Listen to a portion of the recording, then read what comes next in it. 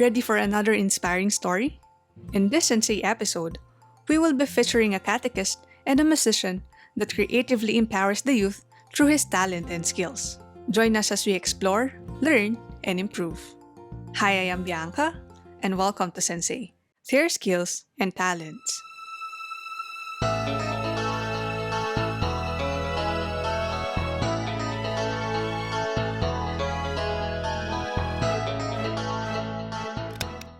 Hi sir, good day po. Anyway, I am Bianca from Limang Siglo. Hello, Bianca. I'm Jeffrey Bonifacio, a native from Santa Monica, Santa Rita, Pampanga. My profession is a teacher. Okay, at the same time, I am a member of the music ministry here in our parish. Aside from being a musician, I am a catechist also. At the same time, being a teacher, I love to mold and nurture, especially the young people, our children, our future generation. And with this, I use my talent on how to empower them, how to inspire them also, so that in the near future, sila man yung papalit sa atin. Okay? At the same time, makikita natin yung magiging bunga ng ating mga na-share, like our skills, our talents, especially sa mga bata, especially during this pandemic. They really need to inspire one another kasi part man ito to strengthen them, okay, to encourage them. As a catechist po, do you have to study theology po? Yes, actually, I am a bachelor degree in secondary education, major in religious and values education at the University of the Assumption, our first archdiocesan university in Asia. And then, and in present, I am taking up the masteral degree in religious education at the University of the Immaculate Conception in Davao City. Wow. Yes, that is run by the RVM Sisters, the Religious of the Virgin Mary. How did you come up with the decision of taking that studies po? Since I was young, mahilig na akong nagsisimba, mahilig na akong sumasama sa procession. And as of now, I am already 26 years in the church. 26 years in the church. So I was started when I was in grade 2. I was started as a choir. And then after choir, I became lector, commentator, and lahat ng mga organization in our church, nasalihan ko except CWL kasi pambabae yun. Okay? Catholic Women's League. So, I have a lot of exposure for the 26 years. I was inspired also by my family, my ancestors, and even my friends. At my young age, they really appreciate my effort and nagtataka sila bakit na, imagine, from 8 years old, nakakapag-lead na ako ng rosary, nakakapag-serve na ako sa simbahan. And when I was in grade 3, I handled a mission. We have Black Rosary in our barrio. So, with the images of Santo Niño and Virgin, Our Lady of Fatima. So, nililibot namin siya bahay-bahay to let people to appreciate the importance of praying the rosary. Wow. So to become a catechist po? To become a catechist, of course, dapat you have your affiliation in the church. At the same time, you really need to have a seminar. Okay? Kasi hindi ka naman pwede magturo ng catechist na wala kang background because you are leading people. Sabi nga, kapag ikaw, once you catechize people, kapag nagka-catechize ka, you are just then bringing their soul into heaven. Kasi napakahirap when people are misled. Mahirap yun kasi it's your responsibility. Responsibilidad mo yun kapag mali ang itinuro mo sa mga tao. Kaya we need really a background and education as well. Kaya nga siguro ako yung nakapag-aral ng religious education. And this is my privilege at the same time, a blessing. Now, because during the time of our former parish priest, in the person of Monsignor Eugene Reyes, when I was started in college in the year 2011, meron kasi siyang slot in the University of the Assumption. That's why I grabbed it to enter education, but major in religious and values. And then after Monsignor Jean, ipinagpatuloy ito ni Monsignor Basilio, yung pumalit sa kanya. So, hanggang sa matapos ko yung religious education, at the same time, at least, na-practice ko din kung ano yung nasimulan ko as young catechist.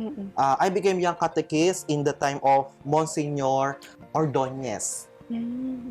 Kapag nagka-catechize ka, talagang makikita mo yung pakikinig ng mga bata, their interest, kasi napakahalaga nun. But minsan, ang challenge lang dito kapag catechist ka, is that, syempre, not everybody that they are all Catholics.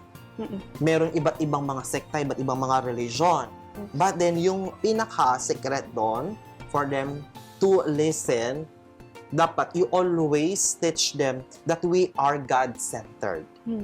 Kasi, of course, like, pag Catholic ka, di ba, we venerate the saints, but we do not worship saints. These saints also, para bang we give importance with regards to their contribution in our spiritual formation or in terms of our faith. Naging modelo man sila, naging halimbawa man sila because, of course, with their legacy, nakikita natin doon that they live the teachings of the church. Okay? And they live like Christ, no? Yung mga turo ni Kristo. So, ayun ay pagpapatunay that, sabi nga, there's no saint without past, and there is no sinners without a future. Kahit makasalanan ka, pwede kang maging santo o banal balang araw, pero hindi ibig sabihin na kapag naging banal ka o naging santo ka, that you are be worshipped by people. No. You'll become an example for them. At least makikita nila na from their being sinner, conversion is real. Conversion is very important. Like our doctors of the church, like for example, Saint Augustine and Saint Paul, no? The model of conversion also, because the importance of the contribution of Saint Paul in our Christian faith, that without Saint Paul, Christianity is impossible into the whole world. Don't forget to visit our social media accounts. Please like, share, and subscribe. This moment po, how are you going to invite, especially those people who are interested to enter or to explore being a catechist? Okay. So, first and foremost, what is important here is to let them to love reading the Bible. No, kasi as of now, nakikita natin because of the influence of the modern technology, especially the 21st century, nakikita natin, no, yung kabisihan ng mga generation ngayon is more on technology. Yes. Okay? The Bible itself, nakatabi lang yan. If I will encourage or inspire people, we will be using this technology in spreading the good news also.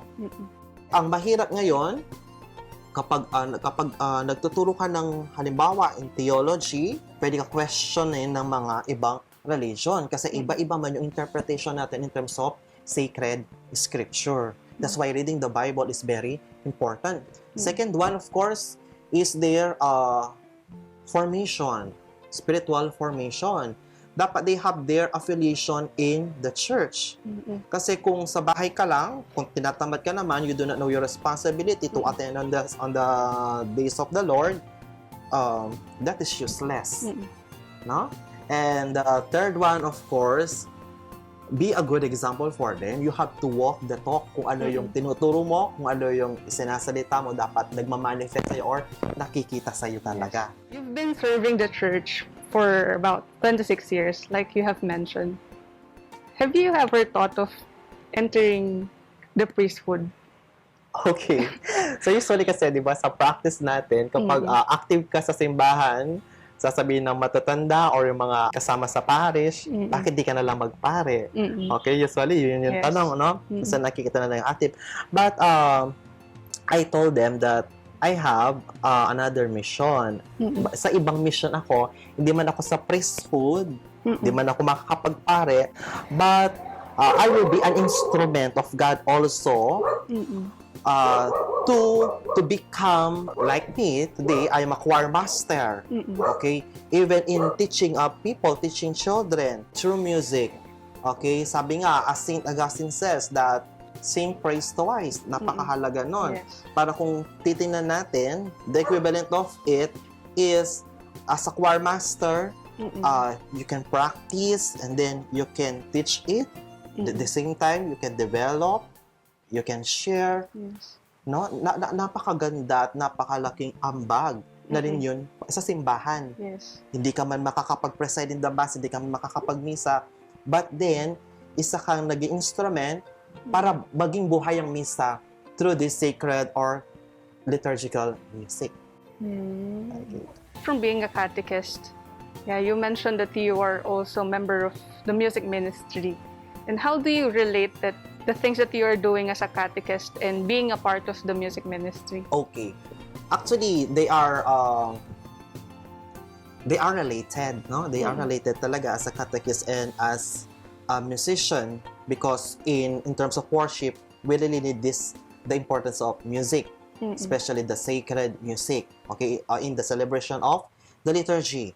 Then, being a catechist, of course, I have an experience and I really know the history of our saints, the story of God, okay? And with this, I started to read the history of a saint, then nakapag-experiment ako na pwede pa lang sa pagbabasa mo sa istorya ng santa or ng santo, pwede ka pala makagawa ng isang kanta. Kung minsan naman, in my part, sabi nga talaga, it's really true na with the help of the Holy Spirit talaga. Darating na lang talaga sa yon. And if you don't mind, that as a musician, I don't have a formal education in music. Wow. Nag-start lang ako through experience, nag-start lang ako sa wido. Okay? Pero nakakapagtaka, kahit I don't have any experience or I don't have any formal education in music, I really compose. Not only for the hymns of saints, but also I compose mass songs. I compose jingle. Parang I consider it as the real gift, the real blessing that comes from God. Sabi nga, kung minsan wala naman talaga sa pinag-aralan yan. Kung minsan nasa tao lang talaga. Kung ano yung gift, meron siya. Kaya lang, what is important here is for you to develop talaga.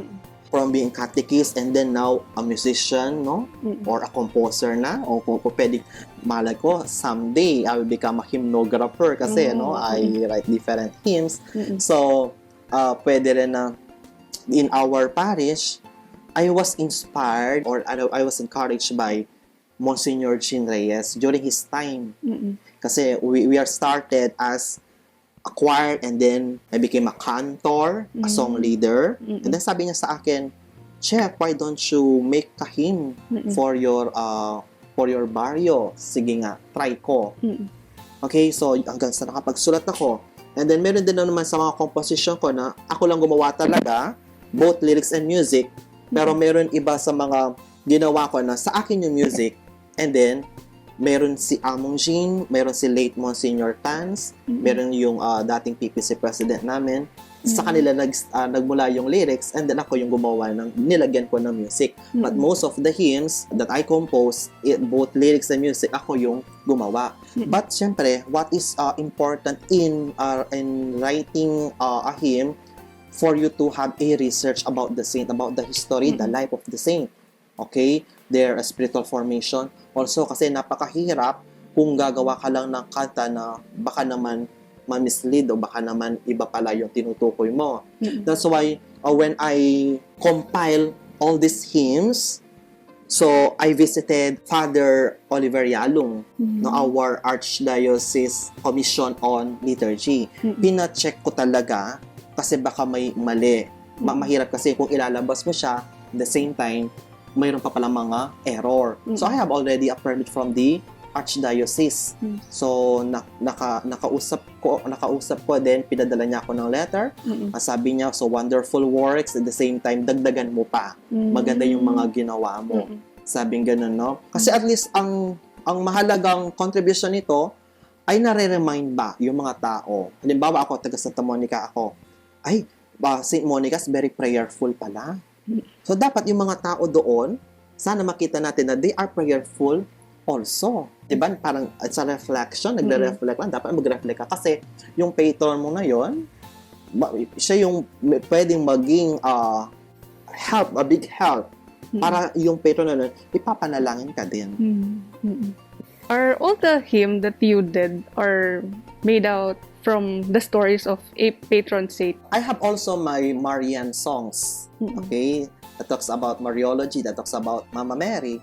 And also, I have my songs for the Mass. Halimbawa, yung mga Mass responses like Kyrie, okay, the Sanctus, the Our Father, the Lord's Prayer, the Agnus Dei, offertory song, and also I have my entrance song. And last year, I started to compose songs for the Advent and Christmas. And I have also songs for Lent. But of course, my basis is always the Bible, the sacred scripture, particularly in the Gospel and in the Book of Psalms. Kasi hindi ka naman pwedeng gumawa ng kanta na hindi pattern doon. Mahirap. For more Sensei and Limang Siglo videos, you can visit our social media accounts. Don't forget to follow, like, share, and subscribe. And as I can see, you have something. You Yes. something. Can you tell us what Yeah. is this for? So this is my compilation of hymns. Okay, ganito siya. Entitled Sunis at Panigapu, Dalit ning Kapanyamban at Kapuryan. Parang pag sinabi natin Sunis at Panigapu, a prayer through music. And a prayer with a music. And then this is the compilation, okay, of the different hymns we have in our parish. Also, I have Marian songs here, no? And then the second part is yung mga mass songs na. But yung mga ibang compositions ko, hindi ko pa talaga na kasi I'm still waiting yung mga nag-notate kasi hindi naman ako marunong mag-notate. So my former student in Catechism, no, si Sachil. So siya man ang nag-notate nito, ni-notate niya itong mga kantang ito, kaya nagkaroon parang naging as in talagang formal siya. And then I have also the CD. This serves as a guide para halimbawa yung mga tao na hindi talaga masyadong marunong bumasa ng mga notes, at least guided sila. Pag narinig nila yung music, alam nila ng ano. How about you? How it affects you whenever you hear your songs? Kapag narinig ko talaga itong mga kanta ko, syempre, of course, I'm very proud. Kasi no, imagine, without any formal background in music, nakagawa pala akong ganyan. I have my skills, and at the same time, I already shared it to a lot of people, and even to the different parishes. They adapt also my works, my compositions. Then pag narinig ko, syempre, naaalala ko din yung mga, my past life, no? Kasi maraming challenge din. We cannot please everybody. Yung iba, kasi sabi nila, hindi naman nag-aaral ng music yan. Itong, para bang they discriminate you, kasi wala kang formal na no? Pero sabi ko, hayaan mo lang. At least ikaw, may ginagawa ka, may nagagawa ka, how about them? No? Always pray for them na lang, be positive na lang. Ganun yung challenge. So, yun. Naririnig mo, halimbawa, pag narinig ko yung hinok ng San Matias, naalala ko si Among Jean kasi because of him, nakapag-enter ako ng college. Kasi, I have to stop for 7 years after my high school. Kasi, syempre, dala ng kahirapan sa buhay, no? And then, para bang there's a miracle that comes into my life na siguro, sabi ko, this is the way of our Lord or the will of God. Kasi, halimbawa, kung nagtuloy-tuloy man ako sa pag-aaral, maybe, hindi ako tumutugtog, hindi ako nakapag-compose. With that 7 years, imagine, no? Kaya pag narinig ko mga kinakanta ko, minsan, syempre, naiiyak ka din. Kasi, sabi ko nga, no? Sa pag-ano ko ng music na yon, sa pagiging catechist, it helps me a lot. So, nakapagtapos ako, nakapagtrabaho ako, nakakapag-survive, nakakaraos sa araw-araw. Kaya nga sabi ko, it's time naman for me to share or to give back, okay, the blessings I received in the past. Lastly, sir, Okay. as a person with experience, especially in the field of music, even like you have said that you don't have the formal training, Can you share your life lessons that you have learned during your process or your walkthrough to that journey? Okay, always what is important in everything is humility, no? After humility, of course, dedication. Siyempre ako, marami din yung mga tao na tumulong sa akin.